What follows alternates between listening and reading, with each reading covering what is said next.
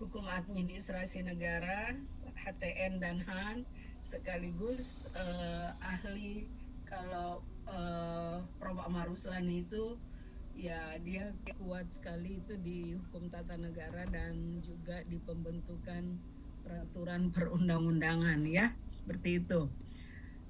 Kemudian Pak Samsudin ini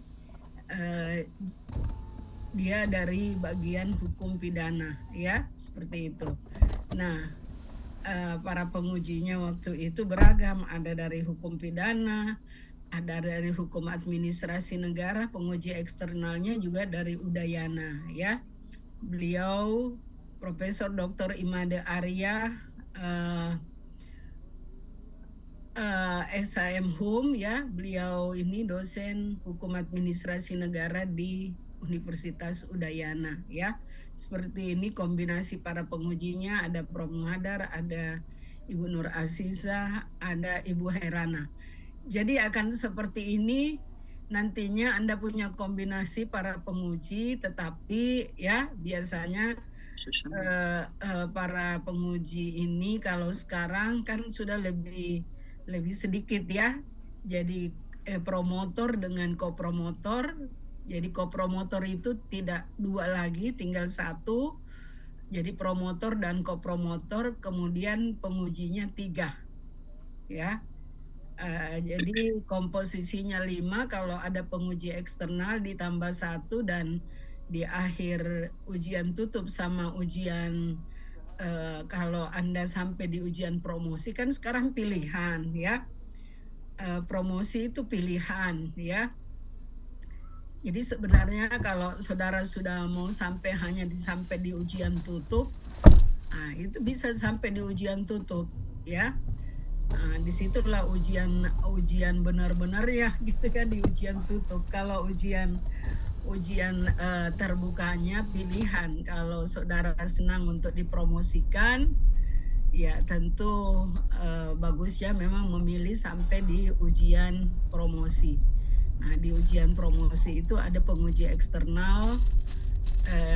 Di ujian tutup sudah bisa ya. Jadi di ujian tutup justru penguji eksternal, dan kalau dia sampai pada ujian promosi, penguji eksternalnya 2 kali ya. 2 kali datang secara luring ya. Seperti itu. Tapi kalau saudara memilih ujian promosi, ujian tutupnya masih bisa daring penguji eksternalnya ya, seperti itu. Jadi mungkin sedikit saya jelaskan, nggak apa-apa karena saya juga berfungsi selaku kaprodi ya. Seperti itu. Jadi di dalam membahas yang saya katakan tadi ini, reformulasi model pembinaan narapidana ini sudah menjadi hasil akhir. Awalnya judulnya hanya pembinaan narapidana, malah tadinya hakikat pembinaan narapidana korupsi di lembaga pemasyarakatan. Tapi setelah melewati ujian hasil, ujian tertutup, pada akhirnya ini menjadi reformulasi model pembinaan narapidana korupsi di lembaga pemasyarakatan. Nah, apa isunya? Ya, jadi biasanya di latar belakang itu kita menjelaskan banyak tentang bagaimana idealnya ya sebuah pembinaan narapidana itu di lembaga pemasyarakatan. Nah, sebagaimana yang saya jelaskan pada kuliah pertama kita, kan penting sekali untuk menjelaskan dasar-dasar pijak politik hukum ya. Jadi kalau saya bahasakan kemarin, dasar pijak politik hukum hukum tata pemerintahan ya. Bagaimana idealnya. Nah, kalau kita bicara tentang lembaga pemasyarakatan ini kan lembaga yang tentunya diberikan ya tanggung jawab oleh undang-undang pemasyarakatan kan dasar dasar atribusi itu memberikan bahwa lembaga pemasyarakatan itu fungsinya apa, di mana kita bisa lihat ya. Tentu di Undang-Undang Nomor 12 tahun 1995 tentang Undang-Undang Pemasyarakatan itu kita bisa lihat misalnya di dasar konsideran menimbangnya apa filosofi yang ada di dalam esensi itu ya, tentang tujuan-tujuan diadakannya yang namanya lembaga pemasyarakatan ya. Di dalam pasal 12 ayat 1, Bapak Ibu coba dicari dulu pasal 12 ayat 1 apa di situ esensinya ya, untuk membantu memahami supaya Bapak Ibu juga paham bagaimana menarik dasar-dasar filosofi yang mungkin Bapak Ibu nanti rencana disertasinya itu bisa ya, misalnya ya kaitkan ya. Jadi ibaratnya di dalam pasal 12 ayat 1 sudah dapat semuanya. Undang-Undang Nomor 12 tahun 1995. Silakan Bapak Ibu coba dicari.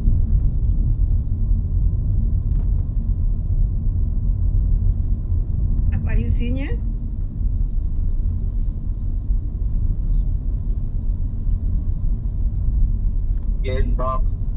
Ya, apa? Pasal 12 ayat 1. Undang-Undang Nomor 12 ya? Iya, tahun 1995. Dalam rangka pembinaan terhadap narapidana di lapas dilakukan penggolongan atas dasar A. Umur, B. Jenis kelamin, C. Lama pidana dijatuhkan, D. Jenis kejahatan, dan E. Kriteria lainnya sesuai dengan kebutuhan atau perkembangan pembinaan. Ya, berarti sebenarnya pembinaan di lembaga pemasyarakatan itu diberikan klasifikasi gitu ya. Kenapa? Supaya tujuannya yang ada dalam konsideran. Coba Bapak buka konsideran menimbangnya, apa isinya di situ? Karena politik tentunya dasar pijak politik Undang-Undang Lembaga Pemasyarakatan, biasanya kita bisa lihat di dasar-dasar menimbangnya. Di menimbang coba Bapak baca apa aja? Bahwa pada hakikatnya warga binaan pemasyarakatan sebagai insan dan sumber daya manusia harus diperlakukan dengan baik dan manusiawi dalam satu sistem pembinaan yang terpadu. Ya. Bagian B bahwa perlakuan terhadap warga binaan pemasyarakatan berdasarkan sistem kepenjaraan tidak sesuai dengan sistem pemasyarakatan berdasarkan Pancasila dan Undang-Undang Dasar 1945 yang merupakan bagian akhir dari sistem pemidanaan. Ya. Terus? Bagian C bahwa sistem pemasyarakatan sebagaimana dimaksud dalam huruf B merupakan rangkaian penegakan hukum yang bertujuan agar warga binaan pemasyarakatan menyadari kesalahannya, memperbaiki diri, dan tidak mengulangi tindak pidana sehingga dapat diterima kembali oleh lingkungan masyarakat, dapat aktif berperan dalam pembangunan, dan dapat hidup secara wajar sebagai warga yang baik dan bertanggung jawab. Ya. Terus bagian D bahwa sistem kepenjaraan yang diatur dalam Ordonance of the bahasa Belanda 7 Desember 1917 sepanjang yang berkaitan dengan pemasyarakatan, Graftissen Reglement, Befording Regeling, dan Ultiporsordonnance tahun 1996 sepanjang yang berkaitan dengan pemasyarakatan tidak sesuai dengan sistem pemasyarakatan berdasarkan Pancasila dan Undang-Undang Dasar 1945. Bahwa berdasarkan pertimbangan tersebut pada huruf A, B, C, dan D perlu membentuk undang-undang tentang pemasyarakatan. Iya.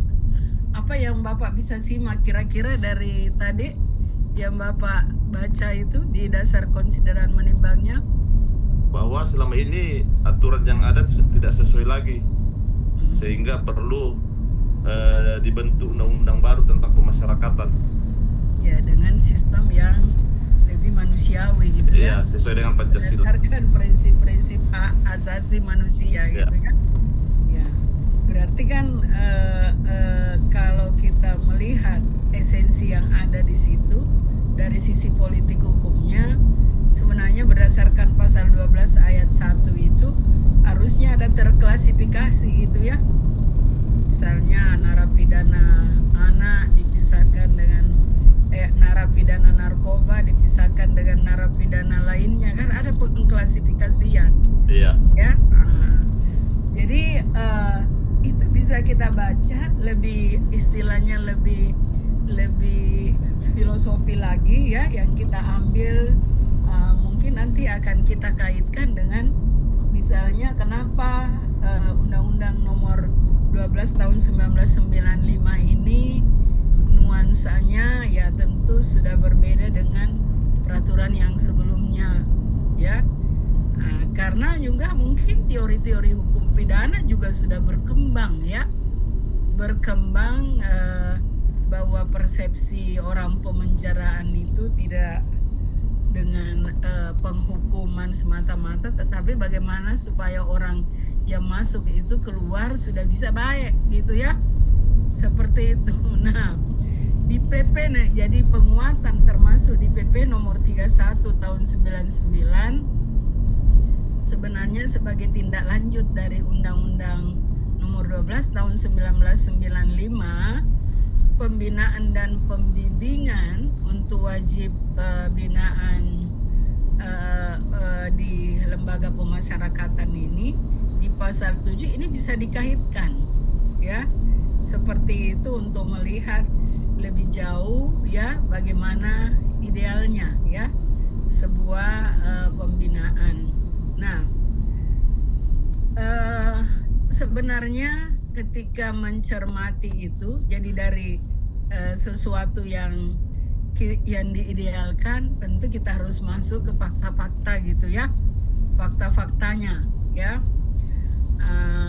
Jadi ketika dibuka fakta-faktanya, di sini poin-poinnya tidak diperoleh gambaran yang jelas seperti apa pembinaan khusus untuk narapidana korupsi. Istilahnya dari sekian ini kan masih umum sekali gitu ya, tidak ada spesifik misalnya untuk narapidana korupsi itu seperti apa dalam model-model pembinaannya ya. Jadi ya mungkin disamakan aja dengan narapidana yang umum ya. Pelaksanaan pembinaan ini masih dilakukan secara menyeluruh tanpa melihat penggolongan atas dasar jenis kejahatan. Seperti itu faktanya yang dilihat baik lewat penelusuran peraturan maupun fakta-fakta ya. Kemudian adanya narapidana korupsi yang tidak mengikuti seluruh rangkaian pembinaan yang dilaksanakan oleh pihak lapas karena tidak memberikan dampak berarti bagi dirinya ya. Jadi kan narapidana korupsi itu juga berklasifikasi ya. Sebenarnya kalau mau dilihat, jadi tentu harus kuatnya ini perbandingannya mungkin di beberapa negara juga ya yang seperti itu. Pelaksanaan beberapa program kegiatan pembinaan kemandirian tidak berjalan seluruhnya karena tidak sesuai dengan latar belakang dan dari narapidana korupsi. Narapidana korupsi kan banyak pejabat juga yang di situ ya. Pelaksanaan pembinaan belum jadi sampai dia di kesimpulan isunya bahwa pelaksanaan pembinaan belum dilaksanakan secara optimal. Ya. Jadi kesimpulan akhir ini yang dijadikan dasar ya. Makanya di isu penelitiannya itu diangkat ya, ditarik ya secara umum dan secara spesifik bahwa pembinaan bagi narapidana korupsi diduga belum didasarkan pada filosofi pasal 12 ayat 1. Jadi dia langsung menarik filosofi ke pasal 12 ayat 1 Undang-Undang Nomor 12 tahun 1995 tentang pemasyarakatan. Jadi kan lebih memfokus ke situ ya. Kenapa? Ini kan penting sekali untuk memfokus karena di S3 itu kan Bapak harus membatasi ya. Membatasi rencana-rencana penelitian Bapak Ibu ya. Dengan istilahnya menggunakan waktu. Kira-kira kalau saya meneliti ini paling lama ini 1 tahun, jangan sampai 2 tahun, paling lama 6 bulan. Ya. 1 semester itu saya harus garap ya, seperti itu. Kalau di target kurikulum kan Bapak Ibu di akhir semester 2 sudah harus ujian proposal ya. Kenapa? Karena untuk membantu cepat tulisan Bapak Ibu mungkin di masalah-masalah pertama udah bisa jadi apalagi jadi rencana tulisan di Scopus ya. Kan tulisan di Scopus itu harus ada kaitannya dengan rencana disertasi Bapak Ibu. Sehingga kenapa itu diperlukan di semester 2 target-target itu supaya secepatnya, karena tulisan di Scopus itu juga lama ya, lama menunggu untuk di lengkapnya, disubmitnya, terus diterimanya, kemudian publishnya ya, seperti itu. Jadi ya sambil secepatnya itu biasanya sudah bisa ditulis itu mulai dari ini ya.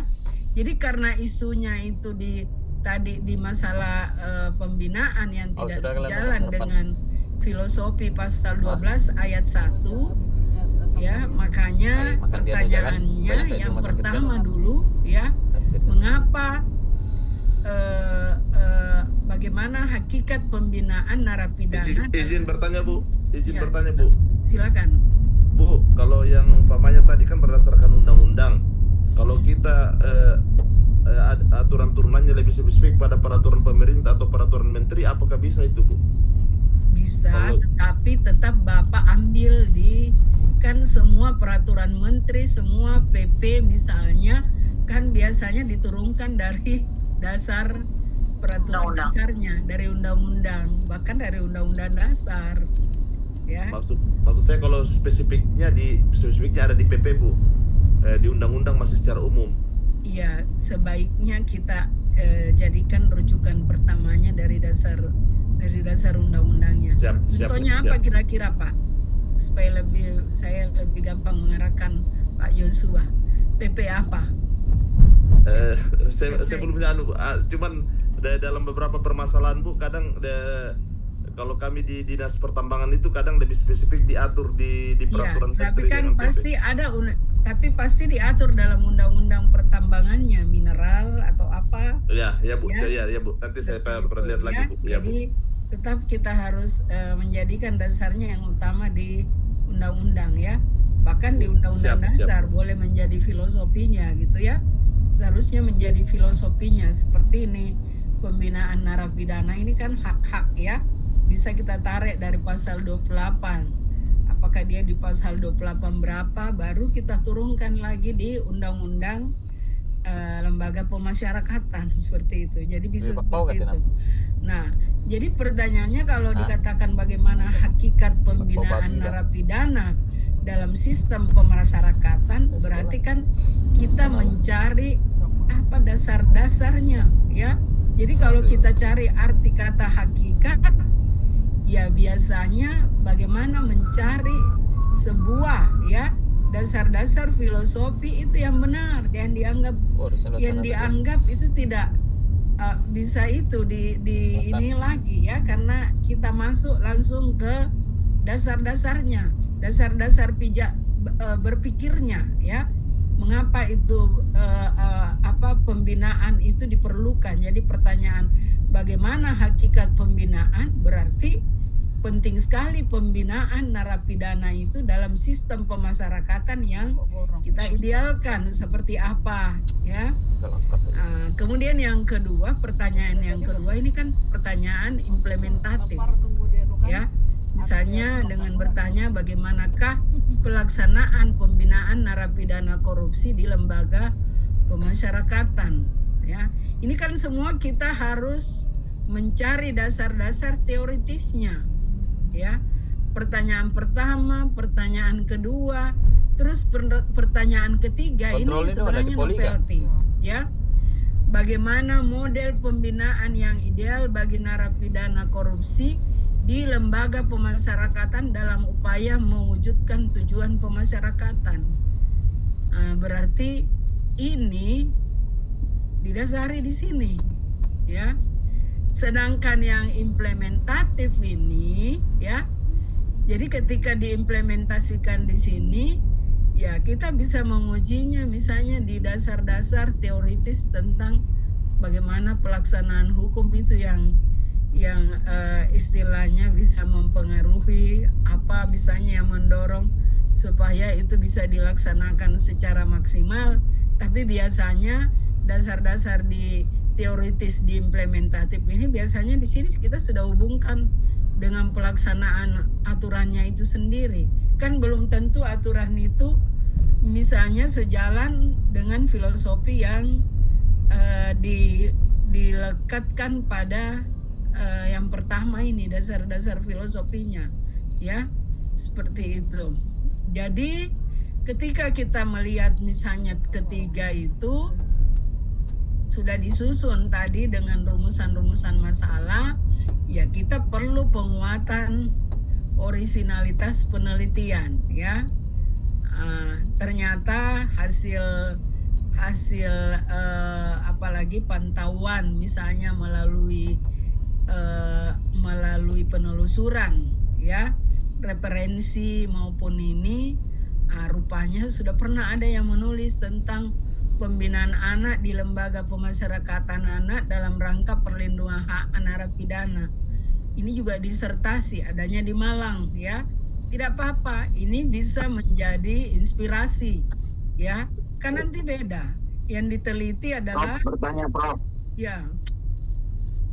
Prof, ini yang terjadi sekarang kan kalau kita melihat ini kan kewajiban pemerintah dalam hal ini dalam menangani narapidana ini. Yang pertama, banyak kita lihat sekarang itu bahwa narapidana itu sudah diatur sedemikian rupa, tetapi kalau kita melihat realnya bahwa banyak narapidana itu yang sifatnya desak-desakan, over capacity gitu, nah. Terutama katakanlah yang punya kapasitas itu cuman 4, satu ruangan jadi 7, 8. Ini apa tindakan pemerintah sampai tindakan kita melakukan hal ini? Karena ini kan dijamin oleh undang-undang, Prof. Ya, makanya kan kita mencermatinya itu, ya. Tapi kalau misalnya di pembinaan narapidana anak kan kita baca ini disertasinya orang supaya menginspirasi kita di situ, ya.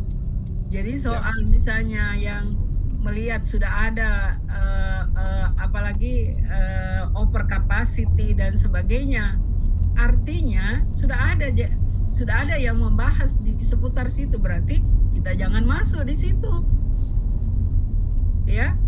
Kita jangan masuk di area-area yang sudah dijelaskan orang gitu, karena memang di sini di orisinalitas penelitian itulah yang membantu kita misalnya di dalam mengangkat permasalahan ini, ya. Jadi misalnya konsep ini yang kedua ada konsep pemasyarakatan dalam upaya penanggulangan radikalisme dihubungkan, ini juga sudah ada, ya. Misalnya juga sistem pembinaan narapidana mewujudkan, ya. Mungkin ini juga menginspirasi dalam tulisan kita, tapi harus bisa beda, ya, seperti itu. Jadi ini mengantarkan, ya, tujuannya untuk mengantar. Jadi dan pada dasarnya kalau di S3 itu tidak boleh menjadikan dasarnya seperti tesis, ya, atau skripsi, ya. Yang boleh dia pakai adalah jurnal, ya. Jurnal biasanya jurnal yang mungkin hasilnya dari disertasi. Jadi minimalnya disertasi dan jurnal, ya. Seperti itu yang harus jadi rujukan orisinalitas, ya. Kemudian mohon izin, Prof. Ya. Okay. Mohon izin, Prof. Batiar izin bertanya terkait orisinalitas penelitian. Bagaimana jika ini kan yang dikaji adalah terkait masalah undang-undang pemasyarakatan. Ya. Namun bagaimana jika undang-undang ini kan pasti ada peraturan pemerintah, kemudian peraturan menteri ataupun di bawahnya lagi dibuat SOP. Nah, bagaimana kira-kira penelitian kita itu jika di SOP itu sudah ada diatur di sana? Bagaimana terkait masalah originalitas penelitian itu tadi, Prof? Iya, kalau di SOP itu kan sudah istilahnya implementasi pelaksanaannya gitu ya Pak ya. Ya, siap Prof. Justru implementasinya itu yang menjadi dasar pengukuran kita nanti untuk menilai. Oh, siap. Ya, seperti itu. Jadi memang kita harus menghubungkan bagaimana operasionalnya dengan tentunya dasar-dasar yang dijadikan rujukan tadi di dalam undang-undangnya, di dalam PP-nya, bahkan sampai di instruksi-instruksi oleh kepala lembaga pemasyarakatan sendiri, ya. Itu kan sampai operasional kepada kebijakan misalnya, ya, seperti itu. Jadi kita melihat sisi-sisi itu yang mungkin membantu. Nah, tadi jadi dengan 3 dasar pertanyaan yang ada di masalah tadi ini, di sini harus dibangun teori-teori, ya. Jadi di dalam membangun teori-teori ini, ya, jadi anak bimbingan saya itu menarik seperti teori pembinaan, bagaimana itu sebenarnya, ya. Kemudian teori penegakan hukum, teori sistem hukum, teori kebijakan hukum pidana. Jadi variasi 3-4 variasi ini meramu dalam penelitiannya, ya, seperti itu. Nah, Pak, ini dia lari ya dulu. Gampang sekali tersentuh ini. Iya.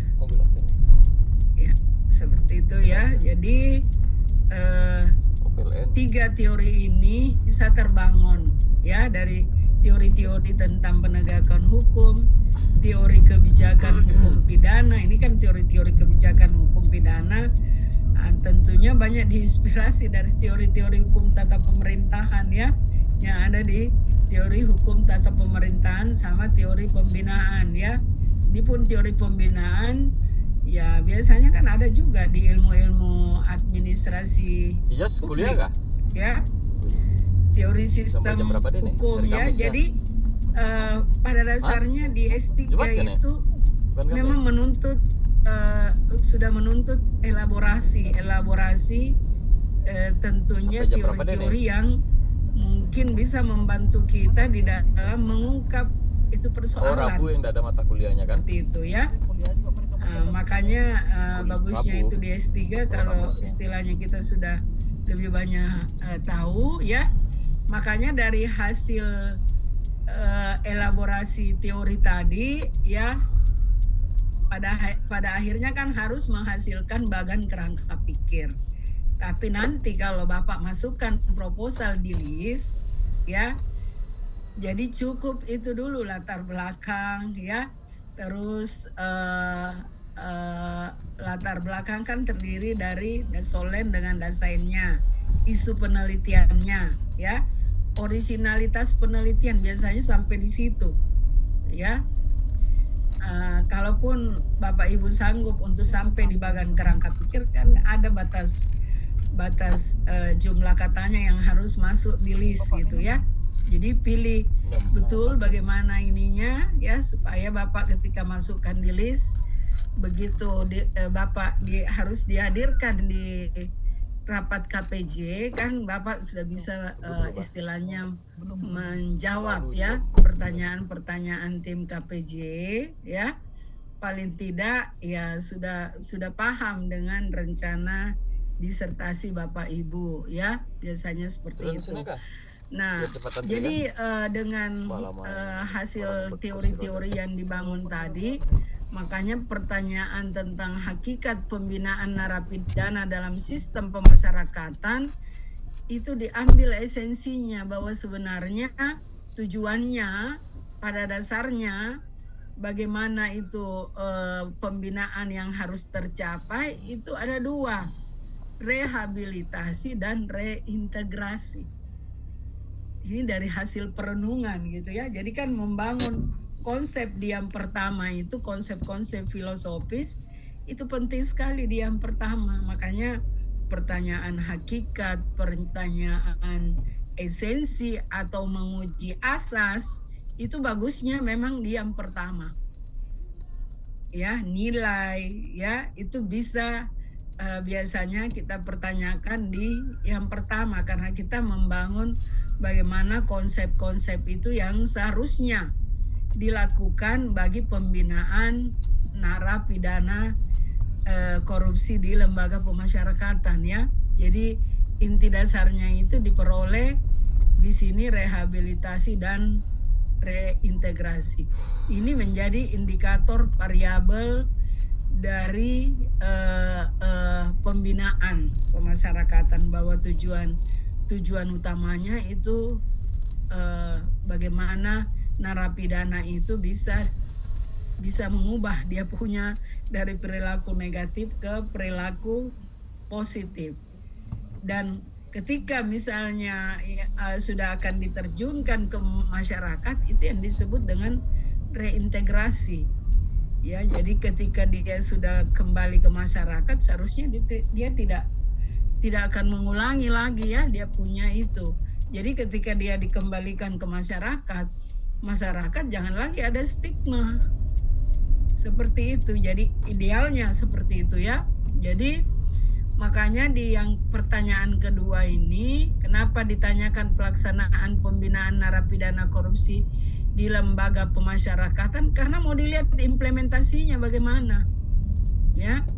Ternyata implementasinya itu berdasarkan Bapak bilang tadi, pedoman-pedomannya di lembaga pemasyarakatan setelah dia diturunkan, itu ada namanya pembinaan tahap awal, ada namanya pembinaan tahap lanjutan, kemudian ada yang namanya pembinaan tahap akhir.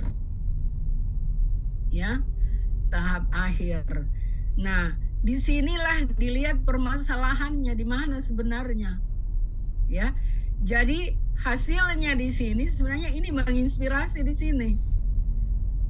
Ya, model pembinaan narapidana korupsi di lembaga pemasyarakatan yang diidealkan dari apalagi bagaimana sebenarnya model yang diharapkan.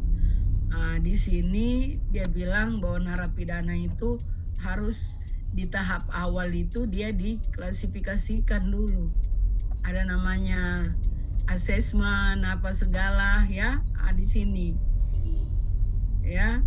Kemudian sistem penilaian pembinaan narapidana. Jadi seperti inilah setelah membandingkan misalnya beberapa apalagi perbandingan narapidana di beberapa negara ya. Kebetulan bimbingan saya ini kuat sekali untuk mencari apalagi perbandingannya sehingga di situ dia di sini sampai dia ada di lokasi penelitian itu dia meneliti di Dirjen Hukum dan HAM, kemudian di Lapas Sukamiskin, ya, Lapas Gunung Sari juga Makassar dan lapas yang ada di Jogja, ya. Nah, itu tiga lokasi penelitian menjadi ininya dan juga sampel-sampelnya orang-orang yang juga petugas di lembaga pemasyarakatan dan sebagainya ini menjadi bagian-bagian yang menjadi sampelnya di dalam penelitian ya. Hasilnya kan seperti ini ya. Dia bilang jadi dibangun ini semua ya. Ini yang dia maksud dengan tadi uraian yang ada di rehabilitasi itu pemulihan kesatuan hubungan hidup dan kehidupan warga binaan melalui perubahan pola pikir dan pola perilaku ya. Jadi yang reintegrasi itu pemulihan penghidupan dan penyatuan kembali warga binaan ke dalam kehidupan masyarakat. Jadi dia bilang ya, di hasil-hasil penelitiannya itu untuk menemukan pemulihan di rehabilitasi itu memang treatment bagi narapidana itu, bahkan dia katakan harusnya kalau tadinya dia biasa mengelola apalagi mengelola uang, bagaimana dia misalnya itu, dia harus dilatih di dalam seperti itu supaya dia tidak kembali lagi dengan cara-cara lamanya seperti itu. Harus ada latihan-latihan seperti itu yang diberikan treatment itu dalam rehabilitasi yang berbeda dengan yang lain ya, seperti itu. Jadi mungkin itu yang menjadi apalagi bagian-bagian pentingnya yang ingin saya jelaskan, dan yang lain boleh share, siapa yang mau share rencana disertasinya.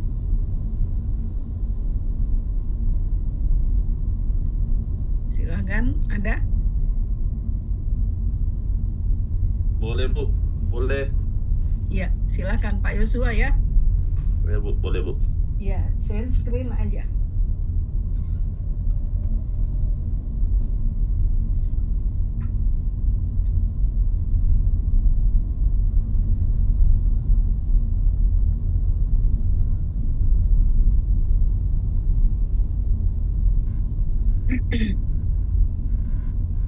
Apakah sudah kelihatan Bu ya? Belum ya?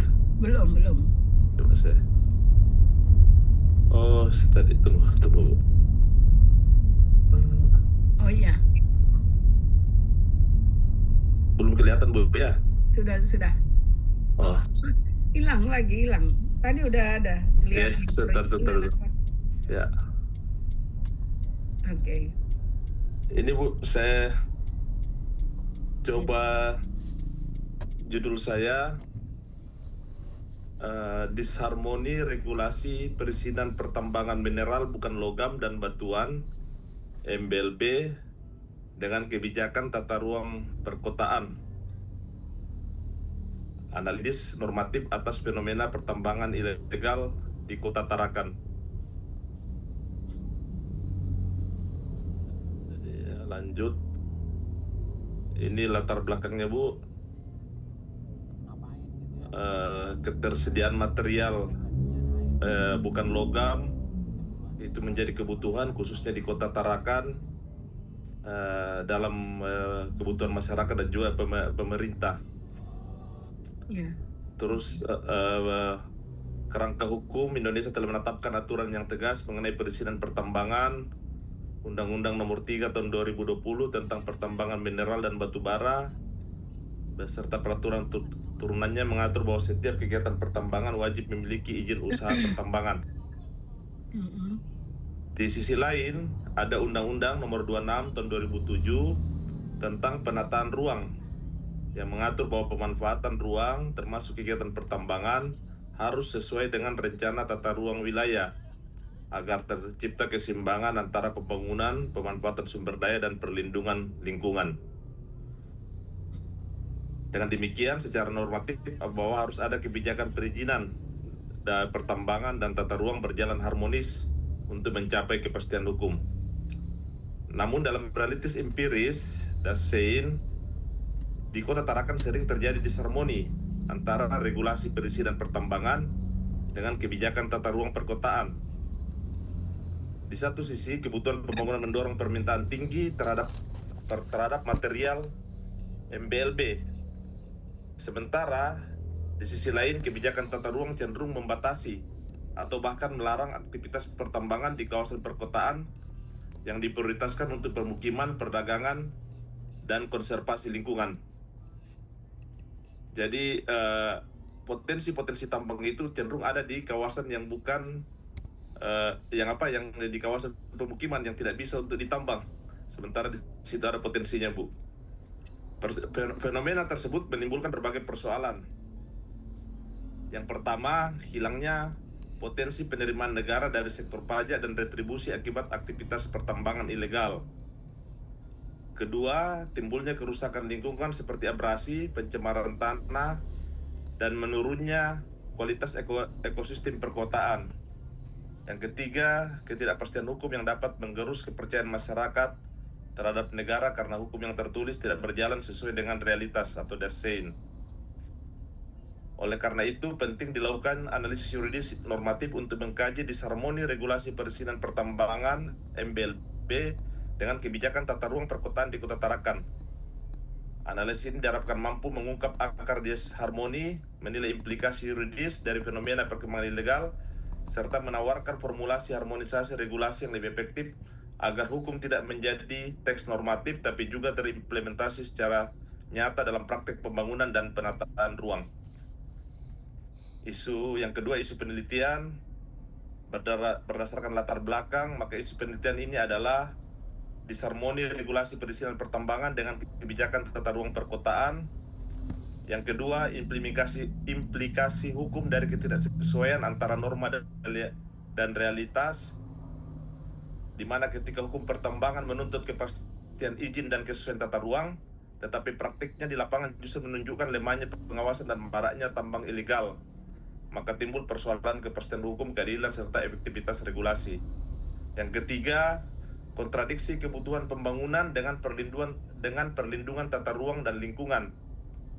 Secara normatif, tata ruang berfungsi menjaga keseimbangan pembangunan dengan perlindungan lingkungan dan solen, namun realitasnya kebutuhan material untuk pembangunan di Kota Tarakan mendesak dan seringkali dipenuhi melalui aktivitas pertambangan ilegal, sehingga menimbulkan kerusakan lingkungan dan konflik sosial. Yang keempat, ketiadaan formulasi harmonisasi regulasi yang efektif. Hingga kini belum ada model sinkronisasi yang jelas antara regulasi perizinan pertambangan dan kebijakan tata ruang di tingkat daerah. Kemudian adapun rumusan masalah dalam penelitian ini adalah: 1. Bagaimana bentuk disharmoni regulasi perizinan pertambangan mineral bukan logam dan batuan dengan kebijakan tata ruang perkotaan di Kota Tarakan. Yang kedua, apa implikasi yuridis dari disharmoni antara ketentuan hukum ideal dan regulasi perizinan pertambangan dan penataan ruang dengan realitas maraknya pertambangan ilegal terhadap kepastian hukum dan penegakan hukum di Kota Tarakan. Dan yang ketiga, bagaimana formulasi harmonisasi regulasi yang ideal antara kebijakan perizinan pertambangan dan kebijakan tata ruang perkotaan untuk mencegah serta menanggulangi praktik pertambangan ilegal di Kota Tarakan. Demikian, Bu. Terima kasih. Ya, yang dulu ya. Sebentar saya ambil dulu yang judul rumusan masalah terakhirnya. Ya, Pak Yosua ya. Kalau saya melihat tadi apa yang saudara presentasikan dari isu yang diangkat, sebenarnya isunya ini banyak sekali ya. Dari 4 isu penelitian ini kemudian dirumuskan jadi 3 rumusan masalah. Sebenarnya narik nanti isu sentral apa yang Bapak ingin urai ya di dalam latar belakang ya. Kan di judulnya ini pakai istilah disharmoni regulasi perizinan pertambangan mineral MBLB ini dengan kebijakan tata ruang ya. Sebenarnya standingnya Bapak ini mau meneliti perizinan pertambangan yang tidak berbasis perizinan ya, atau kan kalau dia berbasis perizinan ya, kan idealnya berbasis perizinan kan harus melewati prosedur gitu ya. Ya, Bu. Prosedur perizinan itu pasti ya. Kemudian yang Bapak mau kaji yang sebelum dia peroleh perizinan atau dia setelah memperoleh perizinan? Sebelum, Bu. Iya. Berarti sebelum perizinan itu sebentar proses, Bu ya. Iya, standing berpijaknya Bapak, ini kan perizinan itu pasti ada manual prosedurnya kemana dia harus istilahnya mengajukan perizinannya gitu ya. Ketika dia mengajukan perizinannya kan dia pasti larinya ke yang berbasis mineral bukan logam dan batuan ini, di mana kewenangan apakah ini di pemerintah provinsi atau Di provinsi Bu, di provinsi. di provinsi ya. Nah, kalau itu harus di provinsi, berarti kan provinsi itu sudah punya peta-peta tentang ya yang terkait dengan lokasi-lokasi pertambangan yang dibolehkan. Ya. Ya, seperti itu. Ya. Jadi kalau pertambangan seperti itu sudah dibolehkan, sekarang standingnya Bapak ini mewakili misalnya, ya, jadi mewakili misalnya kepentingan orang yang bermohon izin, atau Bapak misalnya mengkajinya pada kelembagaan yang memberikan perizinan. Jadi kalau kita melihat potensi tambang MBLB ini Bu di Tarakan itu ada tersebar sampai di kawasan di luar yang sudah diatur ini Bu. Soalnya yang diatur ini kan hanya di pinggir pulau aja Bu. Iya, berarti kan iya, maksud saya seperti ini ya. Jadi kajian mengenai misalnya perizinan ini antara orang yang berkeinginan memperoleh izin dengan lokasi-lokasi yang tersedia ya, yang didata oleh pemerintah provinsi sebagai lokasi pertambangan. Kan di situ istilahnya masalahnya gitu ya. Ya, ada potensi tapi tidak bisa akhirnya mereka ilegal Bu, ambil ilegal. Iya, karena potensinya besar di situ ya. Iya, maksud saya kan di situ yang Bapak harus gali banyak. Iya Bu. Jadi di satu sisi kenapa pemerintah provinsi itu lambat untuk misalnya mendata-data tentang lokasi-lokasi yang potensi untuk ditambang. Itu kan yang Bapak yang dipikirkan gitu ya. Iya Bu. Seperti itu. Kalau itu yang dipikirkan, berarti kan Bapak memulai apakah memang dalam beberapa misalnya pengaturan masalah perencanaan tata kota itu memang sudah dipersiapkan itu semua, karena itu kan harus dihubungkan dengan perencanaan tata ruang ya. Jadi ketika misalnya instansi itu diberikan tanggung jawab untuk merencanakan itu, kenapa lokasi-lokasi itu tidak dibuka uangnya gitu, tidak terdeteksi misalnya apakah karena dia persoalannya dia masih belum memiliki sumber daya yang bisa meneliti tentang hal itu, di mana potensi-potensi itu atau seperti apa ya. Betul. Jadi kalau misalnya dia belum memiliki potensi-potensi seperti itu dalam bentuk misalnya seperti itu, minimal dia buka ruang-ruang kebijakannya ya. Ruang kebijakan itu ya dalam bentuk seperti apa ya, kan di situ persoalannya. Sebentar kon ya, kirim ya. Jadi Bapak mengurai dulu dalam bentuk aturan-aturan yang sudah dikeluarkan oleh pemerintah provinsi di satu sisi ya.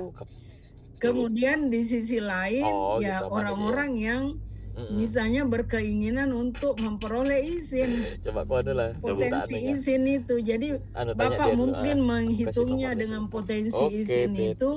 Bapak juga menghitung-hitung tentang pendapatan daerah gitu ya. Ya Bu.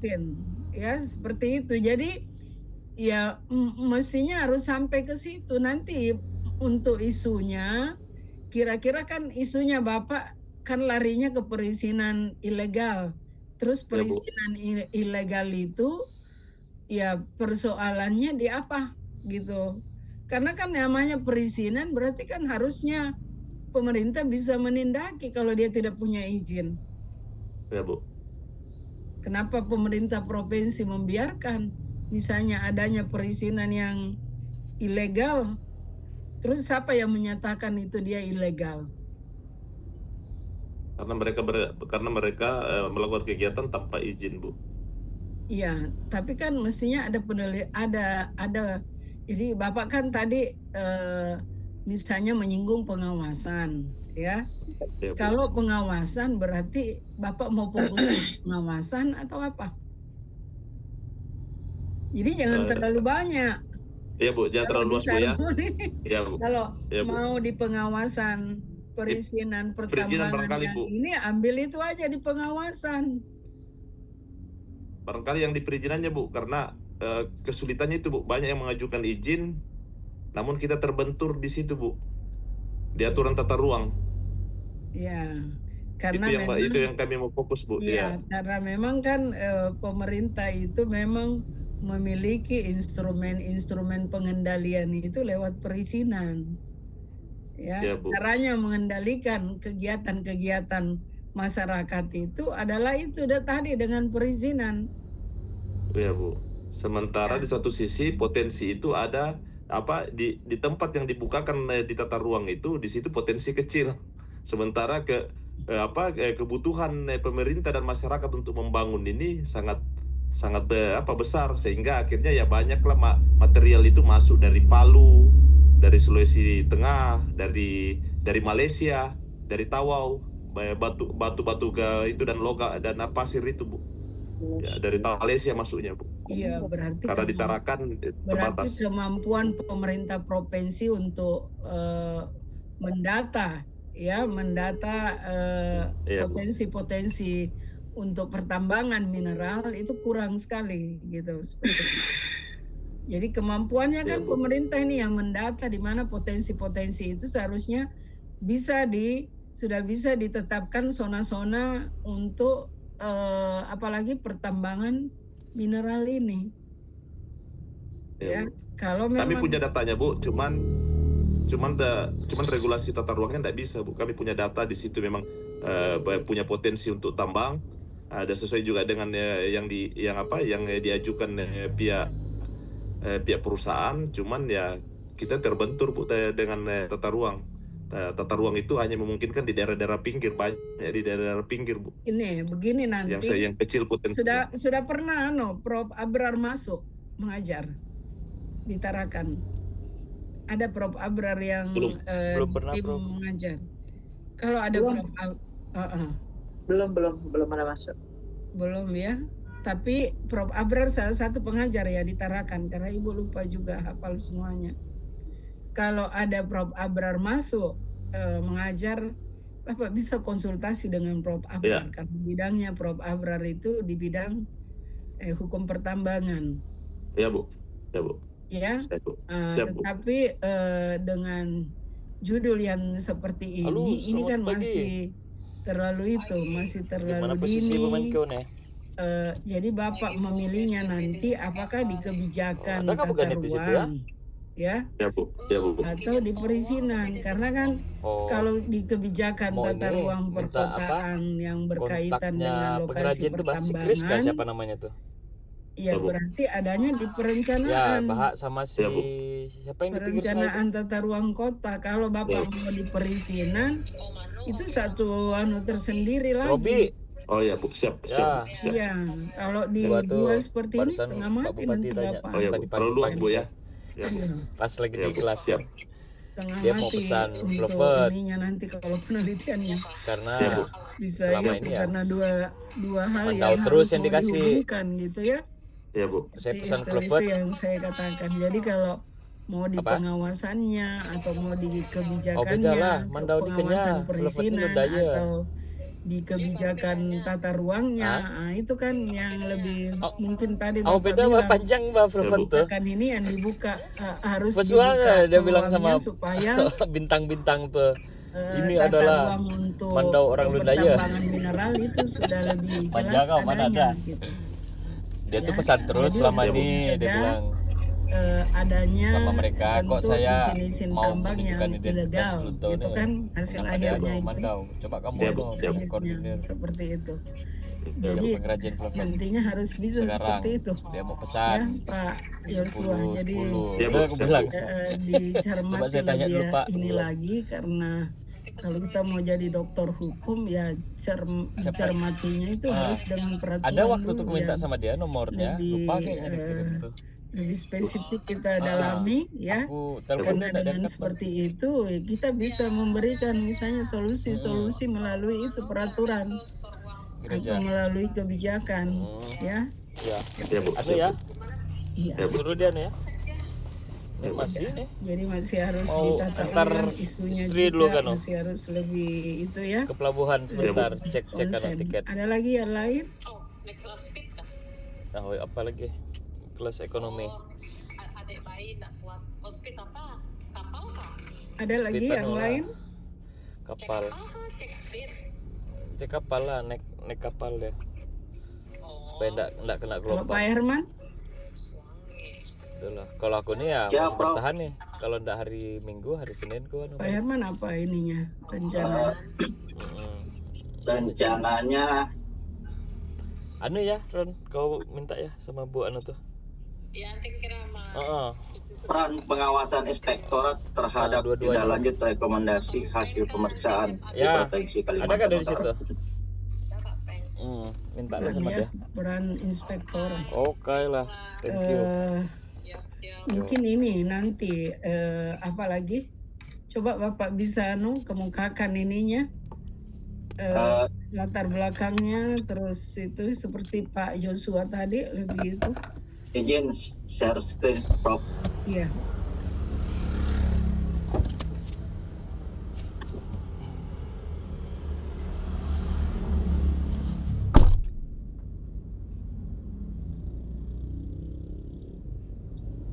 Ya, peran pengawasan inspektorat ya. Ya, Tindak lanjut hasil pemeriksaan. Oke. Coba perannya peran. Mungkin begini nanti, jangan pakai istilah peran ya. Peran Siap. itu lebih ke istilah mana tadi judulnya? Ke bawah lagi. Ya. Jadi peran itu lebih ke istilah sosial ya. Kalau Bapak memakai misalnya pengawasan ya, pengawasan inspektorat bisa saja kan nanti yang dipermasalahkan misalnya mengenai pengawasan inspektorat terhadap tindak lanjut rekomendasi hasil pemeriksaan. Sebenarnya di sini ya fungsi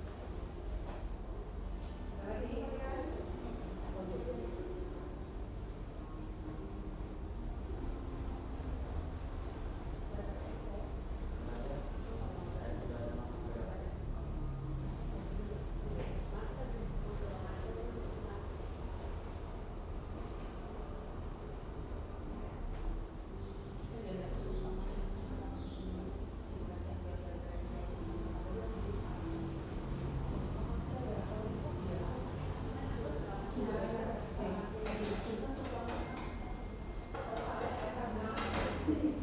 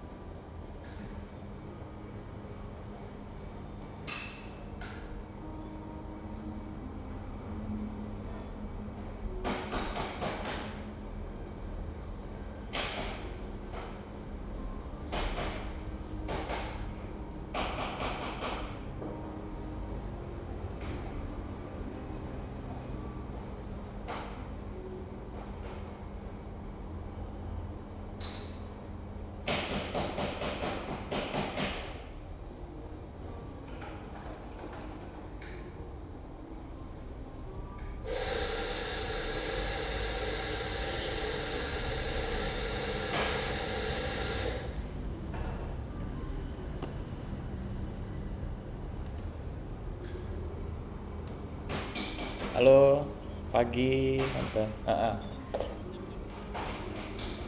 Oh, itulah mau tanya pengrajin tadi yang ada di sana kan? Pengrajin velvet di Pulau Sapi. Si Chris kah sama si Ana tadi ya? Si Robi kah?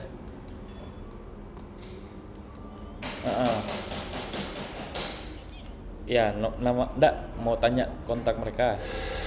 Kontak pengrajin. Karena Pak Bupati kan telepon tadi. Bahak kata.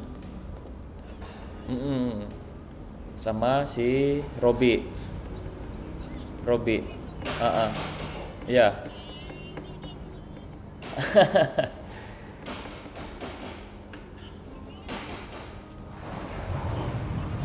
Saya dapat dari Pak Soleman jadinya. Cuman si Robi yang belum. Sisa si Robi aja lagi satu ya. Ya. Oke lah. Ya, makasih Tante. Ya, pagi.